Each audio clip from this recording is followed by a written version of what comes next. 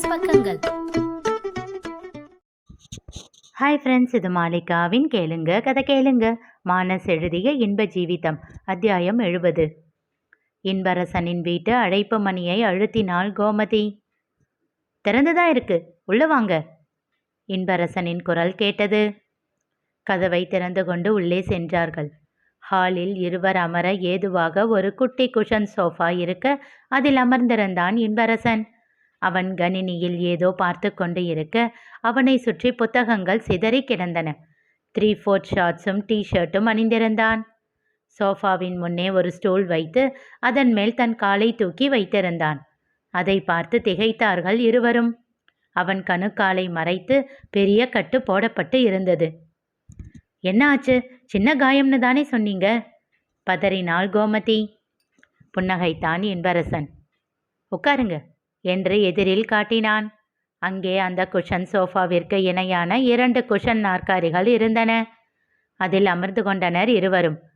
முன்னே இருந்த டீப்பாயின் மேல் இருந்த ஜக்கில் இருந்து தண்ணீரை 2 கிளாஸ்களில் ஊற்றி அவர்களிடம் கொடுத்தான். தேங்க்யூ என்று வாங்கி கொண்டாள் கோமதி. ஜீவிதா எதுவுமே பேசவில்லை. அவனை சுற்றி இருந்த புத்தகங்களில் ஒன்றை எடுத்து பார்த்தாள். அது MA எக்கனாமிக்ஸ் புத்தகமாக இருக்க அதை பார்த்து ஆச்சரியம் கொண்டாள். கோமதியும் கவனித்துவிட்டு, நீங்க படிக்கிறீங்களா என்றாள். என்று புன்னகைத்தான். இப்போதானா? உங்க ஏஜ் என்ன என்றாள். ஏய் என்று அதட்டினாள் ஜீவிதா. இன்பரசன் மீண்டும் புன்னகைத்து விட்டு, நடுவில் ஒரு 2 இயர்ஸ் பிரேக் எடுத்துட்டேம்மா என்றான். ஏன் என்றாள் கோமதி. BA கரஸில் தான் படித்தேன், அதோட போதும்னு நினச்சேன். அப்புறம் பார்த்தா போர் அடிச்சது, அதனால் MA போட்டுட்டேன். இப்போ ஃபைனல் இயர். ஏன் கரஸில் படிச்சிங்க? காலேஜ் போகலையா? இல்லைம்மா. அவள் ஏன் என்று கேட்க வர ஜீவிதாவின் அதட்டலான பார்வையில் வாயை மூடிக்கொண்டாள். ஜீவிதா பணம் எடுத்து அவனிடம் கொடுக்க அவன் வாங்கி கொண்டான். அவசியம் திருப்பி கொடுக்கணுமா? இதை யூஸ் பண்ணிக்கலாம் இல்லை? வேலைக்கு போயிட்டு படிக்க உனக்கு கஷ்டமா இல்லையா? யாருக்கு? இவளுக்கா? நீங்கள் வேற. அவள் காலேஜ் டாப்பர், செமையாக படிப்பா. நீங்கள் என்ன நினச்சிங்க?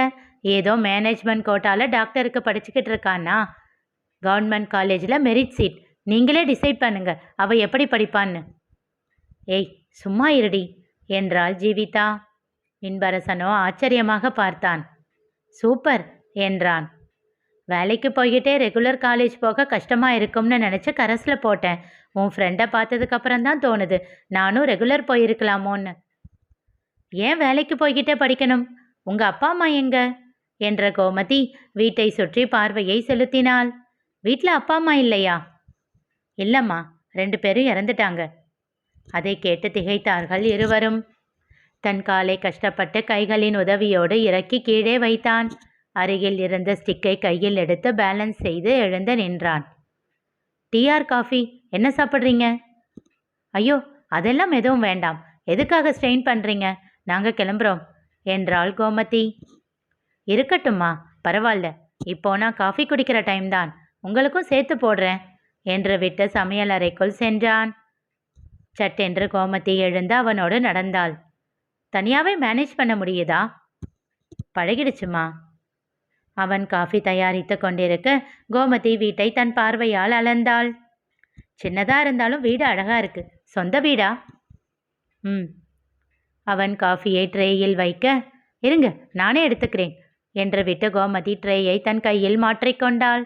ஒரு காஃபியை ஜீவிதாவின் கையில் கொடுத்துவிட்டு மற்றொன்றை தான் எடுத்து சுவைத்து கொண்டே சுவற்றில் இருந்த ஆரிகமி அலங்கார கட்டிங்குகளை பார்த்து கொண்டே இருந்தாள். இதெல்லாம் நீங்கள் தான் செஞ்சீங்களா?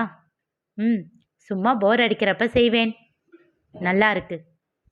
அப்போதுதான் மாலையோடு இருந்த அந்த புகைப்படத்தை கவனித்தாள். இவங்க தான் உங்கள் அப்பா அம்மாவா?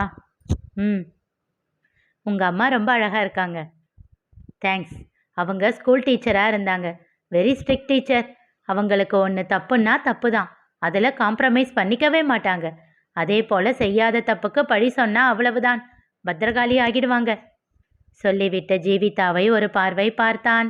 அவளோ அந்த புகைப்படத்தையே கஞ்சிமிட்டாமல் வெறித்து கொண்டு இருந்தாள். உன் ஃப்ரெண்டை பார்க்குறப்போ எனக்கு எங்கள் அம்மாவை பார்க்குற மாதிரியே இருக்கு என்று சொல்லி புன்னகைத்தான். உங்கள் அம்மாவை பற்றி பேசுகிறப்போ உங்கள் முகம் அப்படியே ஜொலிக்குது. அவங்கள ரொம்ப பிடிக்குமோ? பிடிக்குமாவா?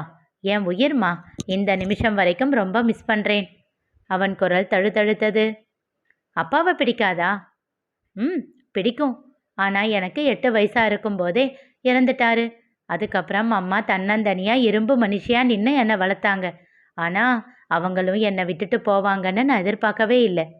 பிசிறு தட்டிய குரலில் கூறினான். எப்படி இறந்தாங்க? மெல்லிய குரலில் கேட்டாள் கோமதி. அவன் பதில் சொல்வதற்குள், கோமதி கிளம்பலாமா என்றாள் ஜீவிதா அவசரமாக. அதற்கு மேல் அங்கே இருந்தால் அவள் கோபப்படுவாள் என்று புரிய, ஓகே பாய், காஃபி சூப்பர் என்று விட்டு வேகமாக வீட்டை விட்டு வெளியேறிய ஜீவிதாவை தொடர்ந்து ஓடினாள் கோமதி. ஏண்டி, அவர்கிட்ட போயிட்டு வரேன்னு ஒரு வார்த்தை சொல்லாமல் இப்படி ஓடி வர்ற? அவள் பதில் சொல்லவில்லை. அவள் முகம் இறுக்கமாக இருந்தது. 1 மாதம் கழித்து அன்று செக்கப்பிற்காக மருத்துவமனை சென்றிருந்தான் இன்பரசன். மருத்துவரை சந்தித்து விட்டு வரும்போது கோமதி பதட்டத்தோடு நின்றிருப்பதை கண்டான். வேகமாக அவளை நெருங்கி என்ன ஆனது என்று விசாரித்தான். நீங்க எங்க திகைப்பாக கேட்டாள் அவள். 1 மந்த் கழித்து கால் செக்கப்புக்காக காட்ட வர சொல்லியிருந்தாங்க. அதுக்காக வந்தேம்மா. நீ ஏன் இவ்வளவு டென்ஷனாக இருக்க? யாருக்கு என்ன ஆச்சு? அதற்குள் கலை அவர்கள் அருகில் வந்தாள். அவங்க அப்பாவுக்கு ஃபோன் பண்ணியிருக்கேன், வரேன்னு சொல்லியிருக்காரு என்றாள். அப்போதுதான் இன்பரசனை பார்த்தவள் முகத்தை சுருக்கினாள். நீங்க என்ன பண்றீங்க இங்க என்றாள் கோபமாக. ஏம்மா, நான் கோமதி கிட்ட பேச வந்தேன். முதல்ல இங்கிருந்து கிளம்புங்க. எல்லா பிரச்சனையும் உங்களால தான். அவள் என்னைக்கு உங்களை பார்த்தாலோ அப்போவே அவள் நிம்மதியெல்லாம் போச்சு. கடைசியில் அவளை ஹாஸ்பிட்டலில் படுக்க வச்சிட்டீங்கல்ல என்று கோபமாக கொந்தளித்தாள். கலை, சும்மா இரு கொஞ்ச நேரம் என்று அதட்டினாள் கோமதி. நீ என்னம்மா எப்போ பார்த்தாலும் என்னையே குறை சொல்லிக்கிட்டு இருக்க? நான் என்ன பண்ணேன் என்றான் இன்பரசன் கொஞ்சம் கடுப்பாக. ஒன்றுமில்லை இன்பா, ஜீவா மயக்கம் போட்டுட்டா என்றாள் கோமதி. ஏன், என்ன ஆச்சு? எங்கே இருக்கா பதட்டமாக கேட்டான். இந்த ரூமில் தான் இருக்கா. அவன் அங்கே செல்ல முனைய அவனை தடுத்தாள் கலை.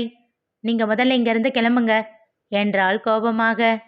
அவளை கண்டுகொள்ளாமல் கோமதியிடம் என்ன ஆச்சு என்று மீண்டும் கேட்டான். காலேஜில் 2 பசங்க அவகிட்ட வேணும்னே வம்பு பண்ணியிருக்காங்க. அவள் தப்பான பொண்ணு, அதனால தான் அவள் அப்பா அவளை வீட்டை விட்டு துரத்திட்டாருன்னு சொல்லியிருக்காங்க. அதில் கோபம் வந்து அவங்க கையில் வச்சிருந்த கிரிக்கெட் பேட்டையே பிடுங்கி அவங்கள அடிச்சிட்டா. பிரச்சனை பெருசாகி அவளை சஸ்பெண்ட் பண்ணிட்டாங்க. அதனால் அவள் மட்டும் ஹாஸ்டலுக்கு மத்தியானமே வந்துட்டா. நான் காலேஜ் முடித்து வந்தப்போ அவளை பார்த்து பேச கலையும் என் கூடவே வந்தா. 2 பேரும் ரூமுக்கு வந்தப்போ அவள் மயங்கி கிடந்தா. அதுதான் அவசரமாக அவளை ஹாஸ்பிட்டலில் சேர்த்துட்டோம். இன்னும் அவளுக்கு கான்ஷியஸ் வரல. எல்லா ப்ராப்ளமும் உங்களாதான் கலை கத்த அவளை அடக்கினாள் கோமதி. சும்மா இரு கலை, அவள் கொஞ்ச நாளாவே சரியில்லை. ராத்திரியெல்லாம் தூங்காமல் எதையோ யோசிச்சுக்கிட்டு உட்கார்ந்துருக்கா. கேட்டா தூக்கம் வரலன்னு சொல்கிறா. அதுக்கெல்லாம் இவர்தான் காரணமா?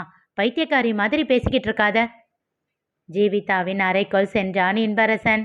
அப்போதுதான் விழிகளை திறந்தவள் புருவம் முடிச்சிட்டு அவனை பார்த்தாள்.